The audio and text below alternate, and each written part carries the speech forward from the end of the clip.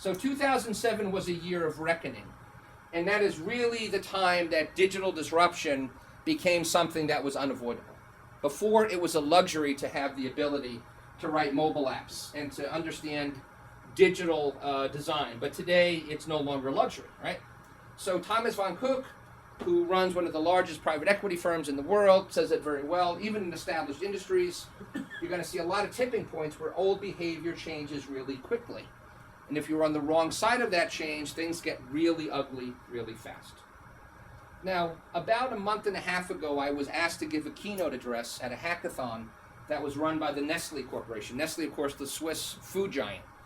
And it required me to be in New York City on a Friday night at rush hour. It happened to be a day that we had snow in Boston. My flight was canceled, and I had to scramble to get on an Acela train out of South Station to get to New York.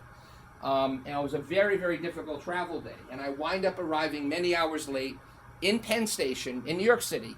Penn Station, you may know, is the largest train station in the United States. And on a Friday night at rush hour, especially in the winter, it would often be that you could wait in a line at the taxi stand for 40 to 45 minutes. I arrived there around 7:30, and there was not a single person, not a single soul in the taxi line at Penn Station at rush hour. Okay, it was literally a ghost town. Okay, now this is an industry where it was the classic yellow taxi is as iconic a symbol of New York as the Empire State Building or the Brooklyn Bridge. Okay, and what you're seeing today with digital disruption in this one specific industry is a remarkable erosion of value. It used to cost you $1 million to buy a taxi medallion from the city of New York, from the commission, and that would basically give you a license to print money. Okay, banks, your colleagues, would finance these taxi medallions at 80%. You would loan 80% or $800,000 to a taxi entrepreneur. If that's not an oxymoron, I don't know. Okay, probably is. But you would loan $800,000 to someone who wanted to start a taxi company because you knew that you were giving them a license to print money. Okay. Today, the value of a taxi medallion in New York is precisely zero, and banks have gotten out of the business of funding taxi medallions. Okay, that's how quickly things can change when they change. And so, Airbnb, of course. How many of you, anybody ever use Airbnb? Anybody here a fan of Airbnb? I've got one person in the room. Two? Okay. It's remarkable, okay? The choice and the value that you are able to experience is remarkable. I'm a Marriott Platinum Lifetime member. I will tell you that the customer support of Airbnb blows away the Marriott. And they treat me like a loyal customer, quote unquote, okay? Although they can learn a lot from Airbnb, a lot. So of course the sharing economy has created a lot of new disruptive companies. And there's a lot of disruption happening. And of course here in 2015, retail is going through massive disruption, healthcare, education, automotive, right? We're seeing all kinds of companies like Tesla and Google with their Waymo division and Uber, getting into the driverless car market, and they're beginning to really send shockwaves through Detroit yet one more time, as if Detroit needed yet another set of shockwaves, okay? But of course, we're here to talk about banking today. And the question I ask all of you is, are you ready for disruption? Right? And it's not a rhetorical question, although it may be in the context of our discussion today. But I understand that, the banking industry has gone through so much challenge since 2007, right? And yet the disruption is coming, right? You've got a lot of external factors that have appeared on the horizon that are beyond your control, but disruption is coming. And I'm going to skip forward a number of slides here and get right down to it. So one of my favorite quotes is, when the winds of change blow, some people build walls and others build windmills. Okay? Do you run away from disruption? Do you run away from what's coming out of fear? Or do you say, you know what? Let us think about how we might exploit, how we might harness what's happening. So this is obviously a very important mindset for the banking industry, right? What I failed to mention about Muhammad Ali is that when he made that eventful decision to get into the ring with Sonny Liston, and he was being told by every sports writer and every boxing expert that he was essentially committing suicide, and that it would be impossible to beat Liston. His response was classic, and he truly coined, unlike Trump, who said that he invented priming the pump, which I love, okay, because it's such a brand new phrase. Ali actually did coin the phrase, impossible is nothing, okay? And that's the attitude that anybody defending against disruption has to have. So if I look at the perfect storm of the banking industry that you've all lived through, the financial crisis and the loss of consumer trust, the incredibly restrictive Dodd-Frank regulations that you're subjected to, right?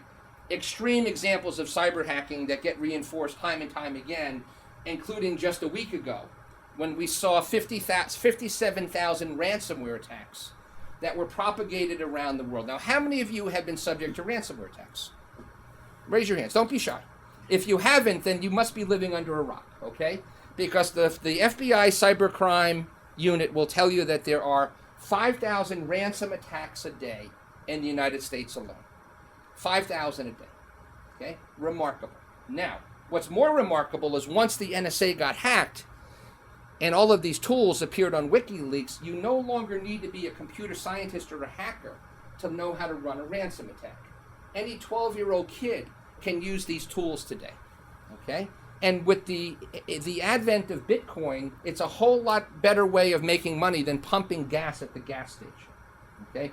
So if we think we've seen the end of ransomware, we will be sadly mistaken. We are just beginning to see the extraordinary level of cyber hacking that we've witnessed recently explode even higher, right?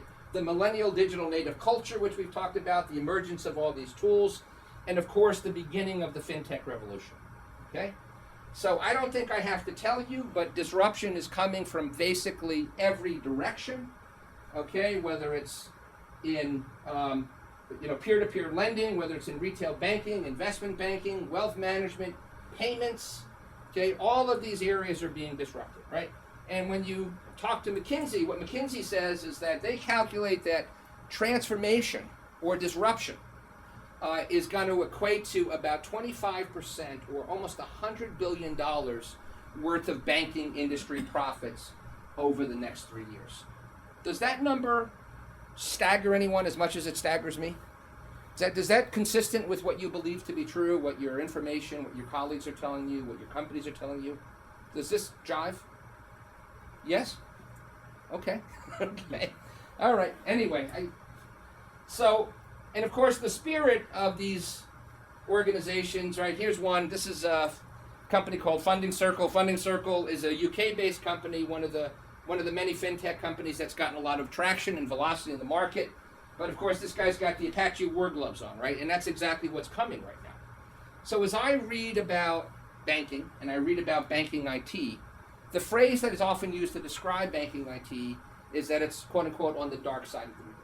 Okay, and what that means is that banking IT has been lagging behind, right? And part of it comes from the incredible difficulties of recruiting software developers that are cutting edge, right? So if you look at, for example, Citizens Bank, let me go back down to Citizens Bank here, and you look at Bruce Van Saun, right? Bruce was quoted recently in the Boston Business Journal as saying, we're really in the technology hole, but we're now finally moving from playing defense to playing offense.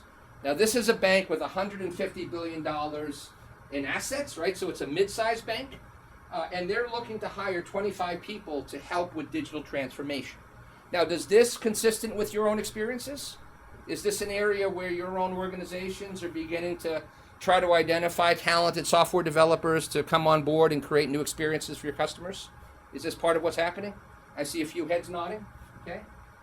So with that, right? What you've got to be thinking about, and this is not necessarily natural, but there are digital experience benchmarks, and there was a reason why I put up Uber and Airbnb, right? And I put up Airbnb and Uber because these things are brilliantly simple to use and extremely effective at scale.